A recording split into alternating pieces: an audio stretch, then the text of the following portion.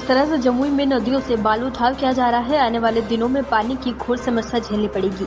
यहाँ के लोगों को उसको लेकर यहाँ के समाज सेवियों के द्वारा इनका घोर विरोध करते हुए आज 8 किलोमीटर का पैदल यात्रा गरसंडा नदी से घनश्याम थाना तक करके यह सरकार को संदेश दिया है कि जिस तरह से बालू उठाव का कार्य कर रहे हैं उससे यहाँ के लोगों को काफ़ी परेशानी हो रही है और आने वाले दिनों में पानी की घोर समस्या झेलनी पड़ेगी। और ग्रामीणों को भी यह संदेश दिया कि आप लोग भी इस पदयात्रा में शामिल होकर सरकार के इस रवैये का विरोध करें। जिस तरह से नदियों को समाप्त किया जा रहा है, लगभग 30 फीट गहराई करके बालू का खनन किया जा रहा और अधिकारी सुस्त, उन्हें कुछ दिखाई नहीं दे रहा कि गहराई 3 फीट करनी थी उसे 30 फीट कर दिया है।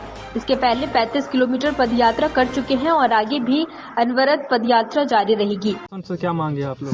सरकार से मांग है कि जितना भी बालू उठाकर ले गया यहाँ से वो बालू वापस लाए नदी में फिर, और नदी में जो हमारा जलस्तर घट रहा है वो बालू के अभाव में, और बालू जो निकल गया है इसीलिए हमारा जलस्तर भी घट रहा है, पर्यावरण पर इसका दूषित प्रभाव पड़ रहा है। एक सवाल आ रहा था जनता के फीड से कि पदयात्रा पहला फेज शुरू हुआ उसमें नदियों के अस्तित्व पर कोई फर्क नहीं पड़ा, तो ऐसा कैसे मान लिया जाए कि जो दूसरा सत्र पदयात्रा का शुरू किया उसमें नदियों का अस्तित्व वापस आएगा? देखिए, यह जो पदयात्रा कार्यक्रम है ये दूसरा कार्यक्रम ही नहीं है, ये हमने कहा कि ये कार्यक्रम अभी चलेगा और हम ये जनता के बीच जनता को जगाने जा रहे हैं। प्रशासन, अगर सरकार और सरकार के जो नुमाइंदे हैं अगर वो लोग इस पर ध्यान दें तो उनके लिए और जनता के हित के लिए बात होगी।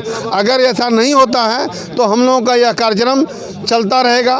हम लोग हारने वाले नहीं हैं, हम लोग आगे की ओर कुछ करेंगे। धन्यवाद। पदयात्रा क्यों जरूरी हो गया जम्मू को? पदयात्रा इसलिए ज़रूरी हो गया कि ये जो बालू आप देख रहे हैं, नदी देख रहे हैं, ये नदी और बालू कोई सरकार नहीं दिया है, ये सारा संपत्ति हम लोगों को प्रकृति ने दिया है। और चूँकि ये जमुई में दिया है, ये जमुई की संपत्ति है और इस जमुई की संपत्ति को सरकार लूट करके दूसरे अन्य राज्यों में बेच रही है। इसी के संरक्षण के लिए इस पदयात्रा की आवश्यकता पड़ी है। जिस तरह से पानी का मतलब परेशानी झेलना पड़ रहा है लोगों को, इसलिए पदयात्रा जरूरी है। जी, अभी आप देख सकते हैं कि जो बालू नदी में होता तो आज नदी की ये दुर्दशा नहीं होती।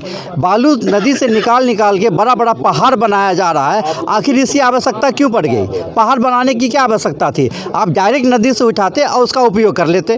तो आज जो दुर्गति नदी की हुई है, कम से कम इस हालत में हमारी नदियां नहीं होती। इसी को बचाने के लिए, सरकार की गलत नीतियों के विरोध करने के लिए ये पदयात्रा अनवरत चल रही है और चलते रहेगी। पर्यावरणविद जानते हैं, जो इसके बड़े बड़े विद्वान लोग हैं वो जानते हैं कि क्या हो रहा है। और जो डायरेक्ट, ये इनडायरेक्ट और प्रत्यक्ष जो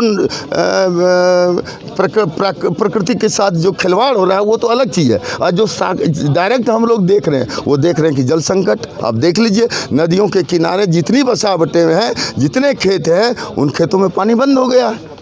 ये परेशानी हम लोगों के बीच आई है।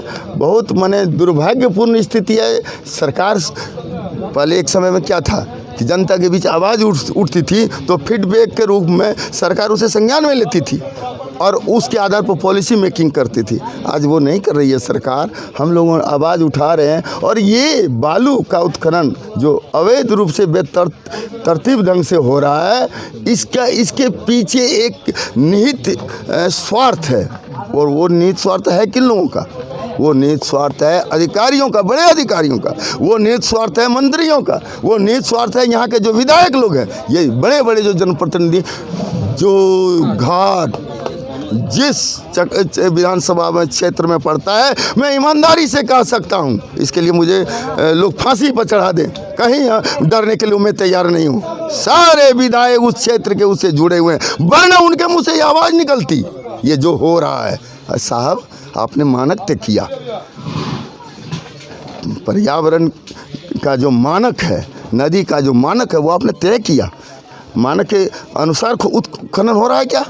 अन्याय हो रहा है, जुल्म हो रहा है। आप देख नहीं रहे, आप विदेश के नहीं हैं साहब, आप लोकल प्रतिनिधि हैं, आप एमएलए हैं, आप मंत्री हैं, और आप कर क्या रहे हैं? अब है क्या, हमारा समाज कुंभकर्ण की निद्रा में सोया हुआ है।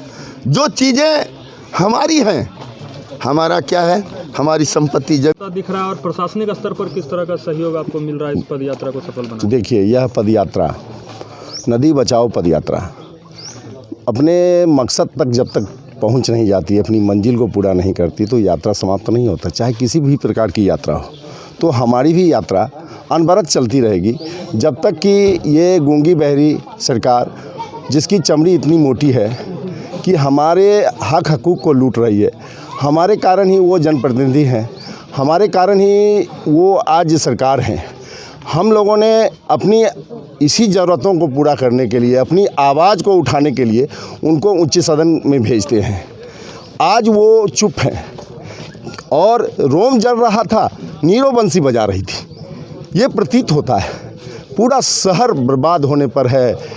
एक था जमुई इतिहास के पन्नों में ना दर्ज हो जाए, जितनी भी सभ्यताएं विकसित हुई है वो नदी किनारे ही विकसित हुई है, चाहे सिंधु घाटी हो, मोहनजादरो हो या मेसोपोटामिया की सभ्यता हो। जमुई की भी सभ्यता इतिहास के पन्नों में दर्ज होने की स्थिति में है और हम लोग मास पलायन करेंगे। और ये पलायन जो है ये इतना भयावह माइग्रेशन होगा कि जो सक्षम लोग हैं वो माइग्रेट कर पाएंगे, जो सक्षम नहीं है वो तरफ कर यहीं जान देंगे। जी,